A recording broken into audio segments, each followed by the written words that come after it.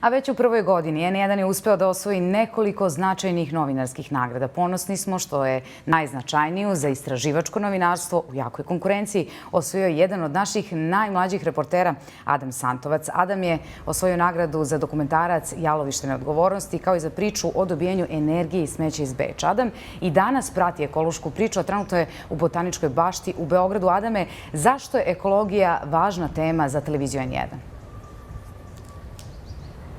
Kada osetite miris i svežinu ovih 100 biljaka ovde u Botaničkoj bašti, lako je shvatiti zašto je životna sredina važna, ali ova naša opravdana opterećenost kako ekonomijom, tako i politikom, nekako ove ekološke teme uvek stavlja po strani kada su u pitanju mediji.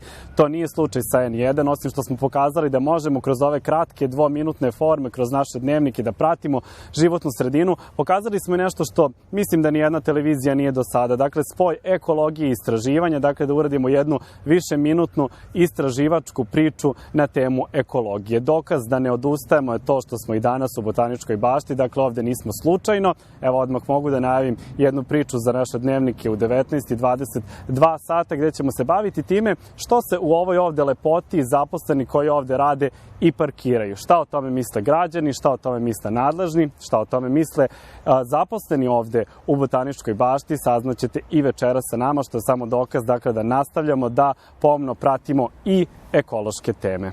Adame, od tebe svakako očekujemo nagradu i u narednoj godini. Čuli ste reportera Adama Santovca koji se uživo javio iz Beograda.